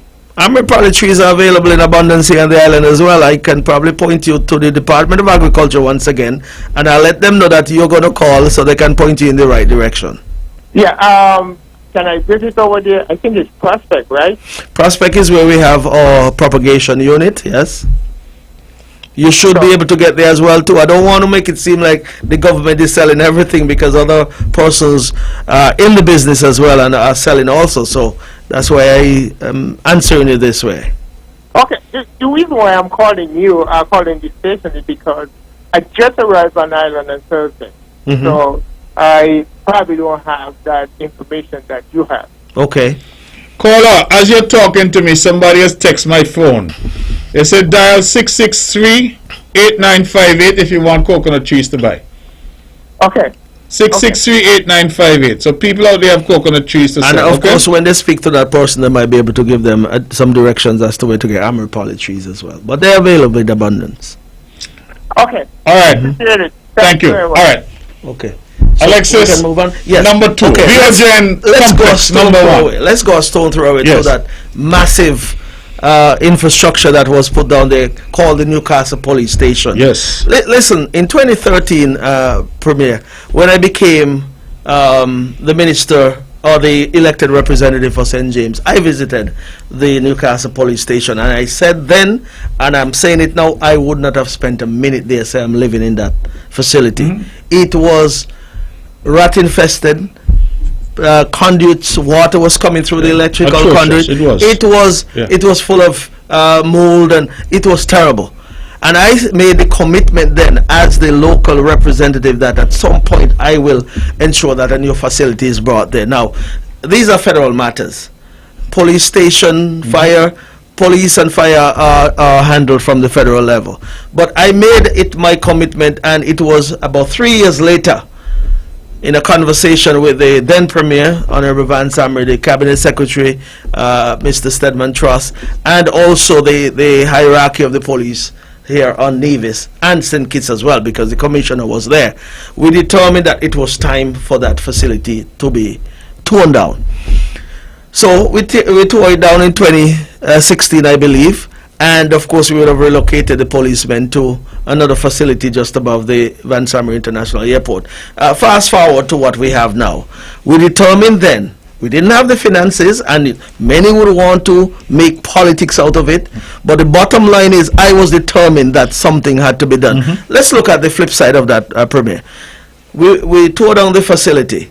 Imagine we didn't get it rebuilt at this point in time. Then that would have been a huge political black eye, so to speak. It would have been talking and more talking. But anyway, as determined as we are, we decided we were going to rebuild. We got the plans in place, we got the costing in place, and we have now a police station and fire service facility. And indeed, when you look at it, it is the best you'll find anywhere in the No, it's a islands. hotel. It's clearly a hotel. The best you'll find. And many persons drive past it every day. If you were to take a look inside, you'll understand that you're looking at a 5-star facility. But that is what we have to provide for our policemen. We have to provide a comfortable environment so that at least once they go in to rest for the evening or rest for the day from their shift, they must wake up revitalized and ready to go out and provide the safety and security that we know they can provide. So that facility is there, and it had to be built because St. James is a developing constituency. We have airport, seaport, we have a medical university, we have hotels, we have schools, we have churches, we have residents who live there, we have citizens who live there. So it is a developing constituency, a constituency that requires all of the safety and security. And it's not only for St. James, because the police, I believe that district stretches from the bottom of Zion all the way to all the way back. back to Cotton or Westbury or somewhere around there. So there's a vast area that they have to cover. So I am pleased that we were able to accomplish that. And it was something that I believe that the NIA was committed to from day one. And even though the assistance was not readily available initially from the federal government, that didn't... well, you must make the point, because we borrowed money. Yeah, we borrowed money. I believe it was first $3 million there, we borrowed, yes. To get that project going. To keep going. Yes. And I want to thank the contractor, Mr. Jasper Stapleton and his team. I want to thank all of the subcontractors, the electrician, that is Lawrence Brandy, we call him Baka. And the plumber, he started as a plumber, Mr. Wallace, Theo Wallace, but then he had to leave, and we had to get another guy, I believe it was Hattis, from your area, and the painter, everyone who would have contributed to what we now have. But why I want to thank them is because there were times when the cash flow was not there, and we had to find a way. And they persevered. And they were able to bring it to So that's project number 2. Let's go to the phone. We're coming back shortly to you. Good evening, you're on the mark. Okay, we lost that caller. Okay, we want to Alexis? just touch Charles Road because Yes, it's let's just go. on the Let's road. go. Project Because 3. when I became the minister responsible for, well, not minister, I say that all the time, the representative of St. James, Charles Road was an old concrete road. No one wanted to live there other than who were born and raised and grew up there. But most of the persons who were renting, who were connected to the Medical University of Americas, they didn't want to come on Charles Road for many reasons. But anyway, it was my thinking that we had to get that road reconstructed. The thinking then, though, Brantley, was to take that road all the way to Fountain. And I'm hearing a lot of chatter regarding not getting to Fountain. Let me say this before we come back to Charles Road. The lands that we were going through up to Fountain are not government lands. The thinking back then is that we would have negotiated with the landowners, which are the Claxtons, to put in that infrastructure, and then we can get some lands as a result to build houses just west or just off the playfield there in Fountain. That's up at Go Hill. Now, Dr. Steve Claxton would have passed, and in passing, then a lot of the negotiation that started fell apart.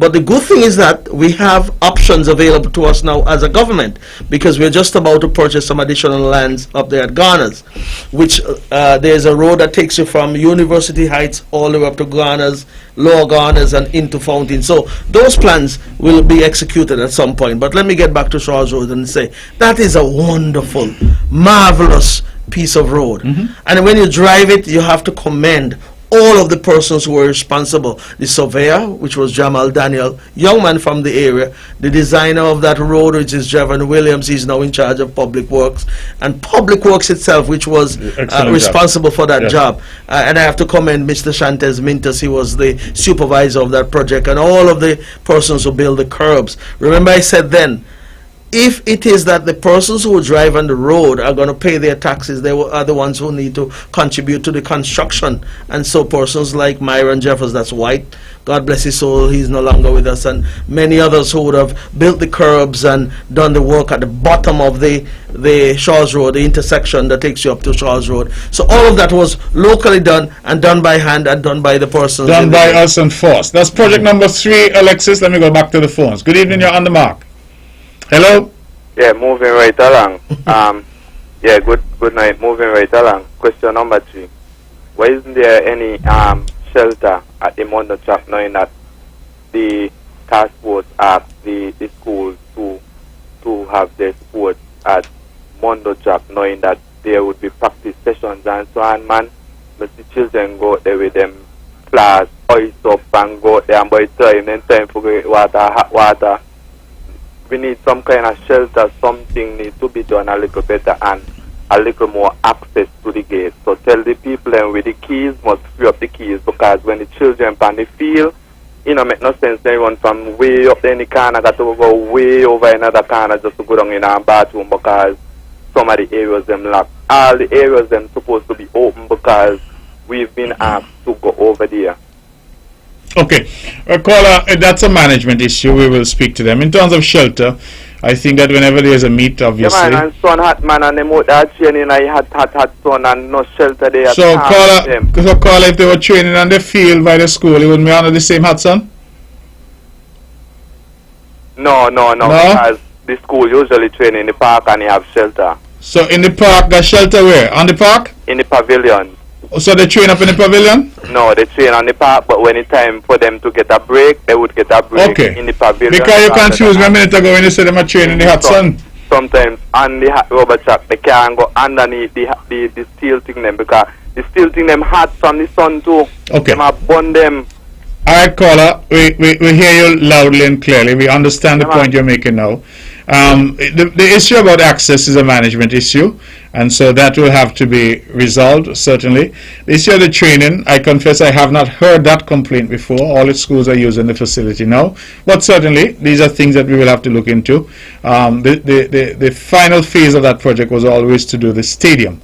That has not yet materialized because we thought that it was better to do the track first. That's what the money we had, and so that has been pressed into use. But we hear your caller, we understand, and certainly I think that those who manage that facility would have heard as well in terms of making it more accessible for those that are using it. Alexis, give me a half a minute. I'll come right back to you, but let me take this call. Good evening, you're on the mark. Good evening, Mr. Premier. Yes, good evening. How are you, sir? I'm not too bad at all. Good evening, Alexis. Good evening, colleague. Yes, and sir. friend. Nice show as usual. I know Alexis still have a lot of information to unload, so I'm just going to take a couple minutes. I'm not going to be very long. I just wanted to call in to just quickly update on my cleanup campaign in the month of February. Of course, I would have started back on the first Saturday in February. That was the 5th with my white goods cleanup. That was supposed to be done on the 5th and the 12th. Unfortunately, we had to abort on the 5th, and we could not continue on the 12th because of the wet conditions that prevailed at the landfill. However, we are continuing. We will continue this Saturday, the 19th of February, with the white goods cleanup. And I just want to inform residents of St. George, Gingerland as to where the bins will be on Saturday and who are the drivers you can contact to transport your items to the bins. We'll have a bin at Hickman's, and that will be there to service the Hickman's and Zion and the surrounding areas. The driver who will be servicing that bin will be Michael Swanston. His number is 6611445. So if you have items to take to that bin, contact him, please. We'll have a bin at Rollins. The person who will be servicing that bin is Philip Walters. His number is 6693707. And so persons in Rollins, Hard Times, Zeppelins, wherever you are, and you want stuff to go to the bin and you do not have transportation, please call Philip. We'll have a bin at Matchman's, and that will be to serve that area as well. And so the person who will be servicing that bin will be Caldon Maynard. His number is 663-1368. And we'll have a bin at Hanley's Road. Teshron Maynard will service that one, 664-1288. And we'll have a bin at Clegot again. And the person who will service that Clegot bin is Chairman. And his number is 665-2105. I want to appeal to members of the public once again. Please do not overflow the bins. When the bins are filled, they will be taken away, emptied, and brought back on that day. So there's absolutely no need to overfill the bins. When the bins are filled, the drivers will come, take them to the landfill, and return them on that same Saturday. And we are hoping that we could get all of the cleanup done. So there is a bin that can service everyone in the Gingerland area. So wherever you are in Gingerland and you are in need of the service, we can reach you. If you have any problems reaching anyone else, you can call me at 662-6043.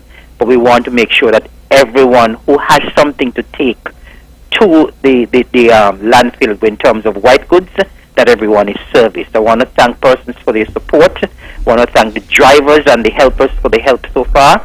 And we will continue this coming Saturday. Also this Saturday, as well as originally scheduled, we want to have cleanup in the different areas, in the different communities, in different villages. I have garbage bags, I have gloves. I've already had commitments from some persons in the various villages to do the cleanup. And then, of course, on the final Saturday, we will do the coastal cleanup. So I just want to remind persons of that. Thank you very much, gentlemen, and continue to have a good show. Yeah. Okay, thank you for that. Alexis, we will come straight to you. If I may just quickly say, because Minister Evelyn touched on cleanup. Well, we are doing a cleanup on the road leading to Cattle Church. Let's say Cattle Church. That is that road, that back road that takes you up to Mount Nevis Hotel. What we discovered recently, Premier Brantley, is that persons have been using that area as a dumping site as well. There are lots of white goods that have been thrown down there, some old motors and old fan and galvanized and the whole 9 yards. And I want to commend a good citizen who was traveling in the area, doing some jogging, Kevin Wilkin of Newcastle. He would have seen all this garbage that have been disposed there, and he brought it to my attention. I would have contacted Mr. Andrew Hendrickson at the Navy Solid Waste as well, and he would have come over, and we were able to look at it and brought the media as well to highlight something that which is inconsistent with what we want to happen here on the island of Nevis. We are proud of our beautiful island, and anything that is done to tarnish the beauty or to mess up what we're trying to do, we normally would frown on that, and we shun that as well. So this weekend we'll have a bin there. This Saturday morning at 6 o'clock we'll be going there, cleaning up that gut, because once things get into the water course, then you don't know where it would end up. The bottom line is, though, it would not be a good thing for our ocean and the preservation of our sea life as well. So we're going to clean that gut up, and anyone who wants to come along, I think he has solicited the help of the men's arm of his church. Those men who attend his church will come along as well. There'll be water, there'll be something to eat as well when we're all said and done. So I want every and anyone who is hearing me at this point or who are listening to this program, you want to come out and assist us to keep that particular roadway or that thoroughfare clean. I want you to come out and give us some assistance. So that is that back road that leads you up to Mount Nevis Hotel and to Cottle Church. And here's the thing, that is a historical site that is visited by all visitors first and foremost.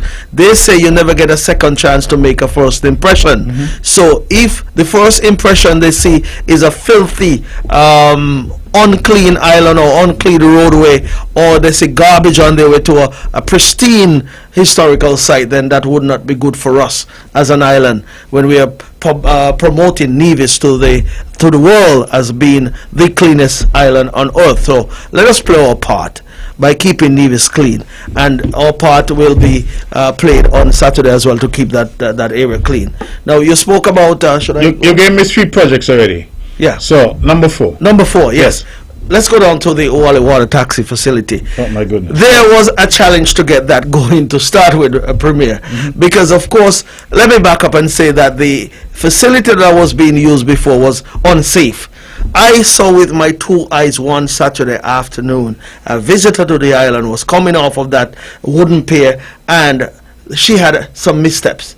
She fell and bruised her knees. And when I saw that, I said, this cannot be good for the island of Nevis. It is not a welcoming sight at all. I just said you never get a second chance to create a first impression. So when I saw that, I figure, well, here's our opportunity to bring about something that can be enhanced and something safer, something that would be to the benefit of the island of Nevis. I had challenges because, of course, we had to get an EIA done and the likes. The person on the island who does most of the EIA told me plain and flat she didn't have any time, but that's okay.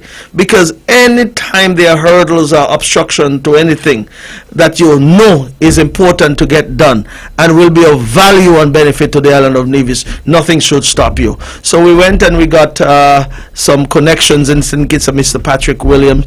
He's now deceased, God bless his soul. He would have been the one who did the EIA, and we were able to advance the project to the point where it is now. I remember that photos were circulating at one point in time before we made the connection to the land, and they had all sorts of things to say. But you know, we have this slogan, ignore the noise. Oh yes. And even though we were not saying it then, we were doing it by action. We were ignoring the noise and getting the job done for the people of Nevis. And every time I visit that facility and walk on that pier, I said, this is a marvel, because many said it couldn't be done. Many doubted the whole idea of putting down a pier there, but it has proven to be one of the best things that has happened in the Federation of St. Kitts and Nevis in recent times. And why I say it's one of the best things, here's what it is. We were always confident that that will provide that connection, that close connection to St. Kitts, which is Reggae Beach, and also our people would be able to move quickly back and forth. And now that you have the Park Hyatt Hotel, we have a number of employees or persons who go across and have sought employment at Park Hyatt and are moving every day. Some may say they're going to St. Kitts to work, but that's okay. When the Four Seasons started in 1990, a number of Kittitians came to Nevis to work. We are one federation, and you should be able to work whether in St. Kitts or in Nevis. But in this case, the experience of the workers who would have worked at Four Seasons for a number of years is being brought to bear on the Park Hyatt. It's a 5-star hotel as well too, and we are proud of our people who would have gone across there to contribute to the services that are being offered at Park Hyatt. So that is playing its part. And as a matter of fact, all of the boat operators, every single one of them are Nivision, and every single one of them employ Nivisions, and a number of persons have bought boats, ferries, whatever you want to call it, and a number of them employ a large number of persons.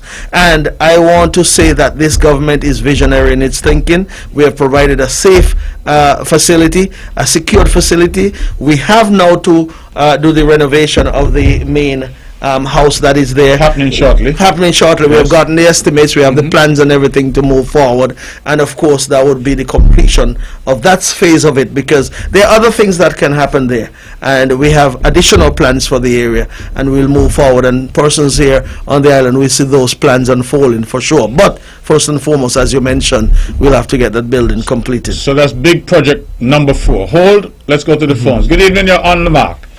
Yeah. Hello? Yeah, sportsman again. Yeah, sportsman again. Me, I wonder, right? When will an association be formed, an Nevis Athletic Association be formed? And if we're being governed by the federation, which is St. Kitts and Nevis, right? And St. Kitts has upgraded everything in terms of even the inter-primary. Now, we know we not have an inter-primary this year. And no preparation still being made properly. Why isn't there inter-primary for 2 days? Because I have been a coach for Nevis for several years, and my representative for Nevis usually comes from Charleston Primary, and it's not the one who usually run for inter-primary, and she never got a chance to shine for inter-primary because she was the second fastest, and usually the school run choose the best athletes. And why isn't there any incentives for the children after that? Because there are children who've been coming like victor and victories for several years, move on to high school and still dominate and show the ability. And you can't depend on club, because to tell you the truth, me and club man, and me not gonna link. And if government not gonna link, that means who me deal with then.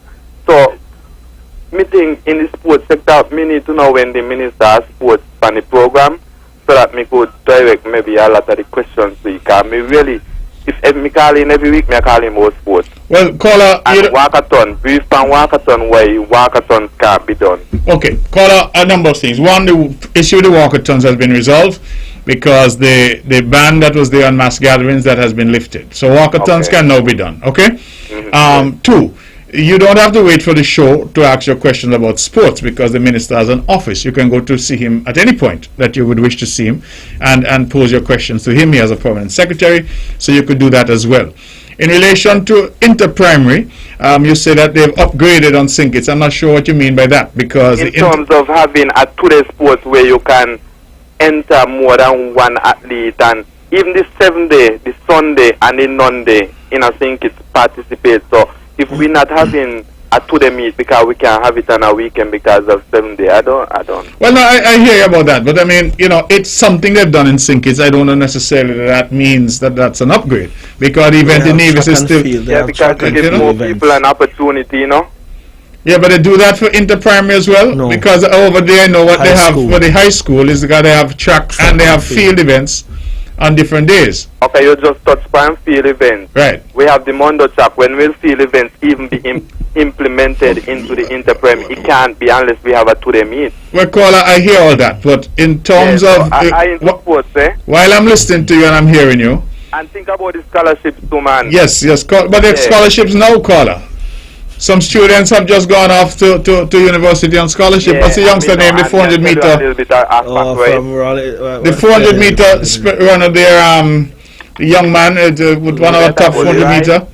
He's gone off to Monroe. Yeah, this is Leroy pass coach, you attack right there. Okay, Leroy has gone off, so you ask him about scholarship and you know Leroy get one. Yeah, but listen what me tell you now, because when I send them off, then to all to start to pick them out when they reach primary school, and when they develop to third farm, some kind of opportunity supposed to. But Carl, I don't know anywhere in the world that it operates like that, because even in Jamaica, which is the powerhouse in the region, the people go out for university. Yeah. That's when they go get scholarship and go for university. But if you check the Jamaican schools right now, you see a lot of Caribbean athletes enroll into the high schools, and they're really performing in the track and field arena. Okay, caller. All right, well, we got you. We hear the passion, and we are happy for your man, the sports minister. We're happy for your performance and your interest. But go and see the sports minister. I think you can sit down with him and share your views with him. All right? And just another thing again with the development meets. Development meets don't have crowd, and for the high school children now, Carista are being held. And if you all want people to get the injection, especially the high school children, development meets have a small gathering, and if the children qualify, then going to get vaccinated to go away, carry on go away, so that I go up.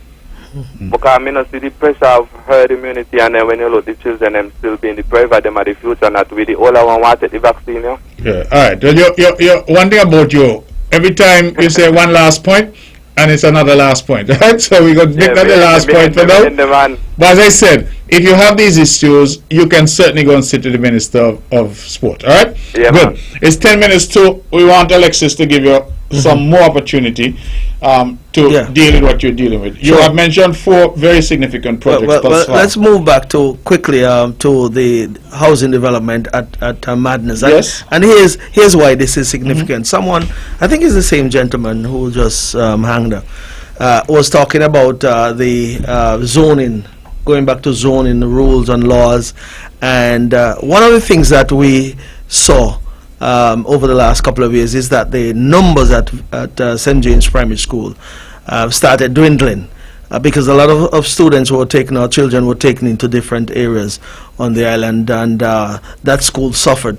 So in terms of the housing development there at Madness, it is meant to bring persons back into the area, ensure that the children in the area goes to the St. James Primary School. We have seen an increase in the numbers, not staggering in any way, but at least that development over the next couple of years should be a fruit in terms of having children from Cedar View housing feed right into the St. James Primary School. It is also an expansion of the village of Bricklin, because there's hardly any space in Brick Hill to expand or to do new housing. All of the lands there pretty much in the hands of someone already, and they have sought to build. So Bricklin is pretty much built out. So Madness have provided that additional space for housing. And I did mention before that it will be, when it's all said and done, about 100 homes. And you multiply that in terms of the occupants, you see you're bringing much more people into the area. As a matter of fact, if you're talking about expansion, we have also done some expansion of the village of Butlers as well, where we would have sold lands over in Eden Brown area, where persons have now started building, of course, and there's some new construction that will be started there as well. So we're opening up both villages. That is forward thinking, in that you have to be able to keep persons in the area who were born and raised in these areas. But also, if someone sees it fit to come in the north of the island, because we see the sun first in the morning, and the ambience and the environment over there is conducive to raising a family, we welcome them as well. And that is what persons have done, come from Gingerland, come from Charlestown, or come from various parts of the island to be in that particular area and in that housing development, and also in the Eden Brown area. So that is what we would have done in terms of housing. And housing is all up and down St. James, because you have housing in Shaw's Road, you have housing in Nisbet Settlement, and you have, as I said, there in Cedar View. So you have housing all around St. James. So if I'm understanding you, started with the VOJN sporting complex that you would have. And hold your thought, because I didn't mention Ghana's, where we have University Heights and additional housing taking place up there. So there's housing all up and down the constituency. So getting back to the main point, you would have mentioned the VOJN sporting facility that you would have spearheaded, the Newcastle, very impressive police and fire station that is there, the water taxi pier that in my view has revolutionized travel between St. Kitts and Nevis. Then you would have looked at the Shaw's Road, which is a very impressive bit of road that takes you up there in an important part of the island, taking you up to Mount Nevis Hotel. And then, of course, you're talking about housing, really, which is all across and then the landscape we of want St. to go back to Butlers, because we haven't even touched that major project and road enhancement project that is taking place in Butlers. So I was trying to enumerate them. So you're going to know this might be project 6 over here. So you have a big house, road project that's going on in Butlers at the moment. So you could give the commitment was made to the people of Butlers, and all up and down Nevis, persons will clamor for roads. because roads really enhance your community, and it is adding to the safety and security of that area as well. And it certainly would ensure that your property values start to go through the roof as well too. But anyway, the people of Butlers were promised that road, and you can recall many times I would have come to the cabinet and asked, when are we going to start Butlers? We hear soon, but it has now started, and the little work that has been done thus far have really been impressive. You have this cistern part, upper cistern part. You have the range, which was 2-strip. I remember standing in Butler some years ago on a microphone and said, one of my commitment to you is to remove those 2-strip. You remember those old-time road construction that was being done? Still have them up by me, Montpellier. Is it? Well, only by your gate.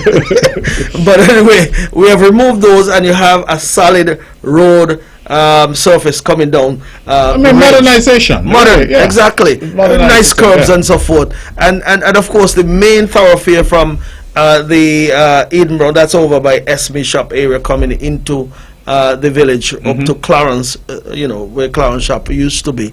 That is being taken care of now. There's some walls going in at this point in terms of retaining walls. So the project is ongoing, and when it is done, just like Brownhill, just like Hanley's Road, just like Brazier's, just like Farms, just like anywhere on the island that Public Works would have put in new road network, it will be impressive when it's done. You'll see the transformation of Butlers. I've already gotten calls where persons want to put up signs, meaning village signs, and also a bus stop and that type of thing. You see what new infrastructure does. You bring out that thinking, and persons want to make sure their community is the best, and Butlers will be the best when it's all said and done. The people of Butlers should be proud of themselves, because they're the ones who would have clamored as well too and said we need our road, and they don't ask for much, but when they ask for roads, you have to provide. All right, so we see then those developments. We run out of time. Are there any other projects that you would have spearheaded for the benefit of the island more generally, that is outside of your district? I think I can recall. Well, go ahead. Let me go ahead, because we're short on time. But the Joycelyn Liebert Hot Meals Kitchen. Yes. They're the last school on the island to receive a Hot Meals Kitchen. And in 2016, I told the financial secretary then, just put it on me. I'll get it done. The expansion of the abattoir, that processing wing, the expansion of the veterinary clinic. Yes. Of course, you go down to the tender pier. The extension of that pier was initially done, and then of course we did some more work in terms of removing that wooden platform later on, but that was done. Even one of the things that I'm proud of was the procurement of that 3.8 megawatt generator at the Watsilla at the power plant. The difficulties when power, when Nevlec was in my responsibility, we had some issues, because never prior to then there was no procurement of any engine between 2006 and 2013, but prior to that, of course, the CCM would have procured a brand new Watsilla somewhere around 2000. I believe it was 2001, 2, in fact, all the engines up there, which are dating back to 2000, were procured under the CCM. Under the CCM, and we still continue to procure. Yes, we got one just last month. I am proud of the development that we would have done in electricity, and indeed, if we were to go on from there, roads, I would have spearheaded road construction all up and down Gingerland, up in Rollins, down in Matchman's Road, Simmons's, down at New River, that's going down towards the old Zion School beyond that school, even at River Part, all those concrete road, that is. When the opportunity came to spearhead these things, I said, listen, give it to me, I'll get it done. So we have been doing things all up and down the island of Nevis, and when you're elected to serve your constituency, your love and commitment is first and foremost to them. But once you are serving the community or the country, or the island, sorry, let me say island, then you're expected to spread your wings, but you still have to have that commitment for your constituents. And I am proud that I've done a good job, an excellent job, that is, in terms of serving the entire island of Nevis. And I am confident when the time comes, my constituency will see the value in my leadership and say, go back for another 5 years so that I can continue to serve the island of Nevis. You did mention the Lawrencetown Perry facility, which is a brand new facility.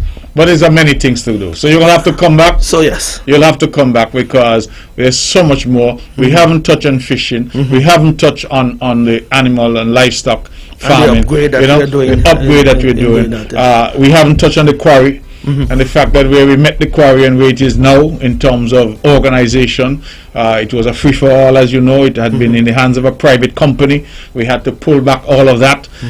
We have, in fact, exported aggregates. So we have a lot more that we can talk about. But the time moves on, and it is now just about 2 minutes to the hour of 10 o'clock, and we know that this show normally only goes to 10 o'clock. I, in fact, you know, Alexis brought a couple pages here because a caller called last week and asked quite passionately, my good friend from Barnesgate, about healthcare, and I wanted to get into that, but the time was well spent because we had, of course, to cover some ground, and we still have more ground to cover. I give you a last word quickly. No, I just want to thank you for inviting me here this evening, Premier Brantley. And indeed, I have said before that when I team up with you on these programs, it's difficult for both of us to get in what we want to say, but at least we were able to say quite a number of things this evening. I want to thank the listeners for being a part of this show, and indeed I stand ready to come back anytime, but I want to make the commitment or recommit myself to the people of St. James and let them know I'm here to serve you, and I want to continue to serve. And I know you have had good service over the last 10 years, there about 9-10 years, and indeed I'm just rolling up my sleeve a little more to work even harder for you. And I say that this evening, and I want to thank everyone for listening. Thanks, and have a good night. All right, so that's the Honorable Alexis Jeffers, Deputy Premier of Nevis and the proud representative of the people of St. James, Windward, and also, of course, the proud representative of the people of St. Thomas's and St. James in the federal parliament. He has made the case, I think, quite eloquently about just some snapshot of what he has been doing and what he has achieved thus far in the service of the people of his constituency. Alexis, my brother, thank you for being here. Thank you for being part of the show. To all who listened, all who called, all who made this show their home tonight, and all who continue to make it their home every Wednesday, I say thank you. The band has struck up. It means we have to go. Thank you. Good night. This show is rebroadcast tomorrow, Thursday at 1 p.m. right here on the Eastern Caribbean's only powerhouse, VON Radio. That's our show. Good night, and God bless you.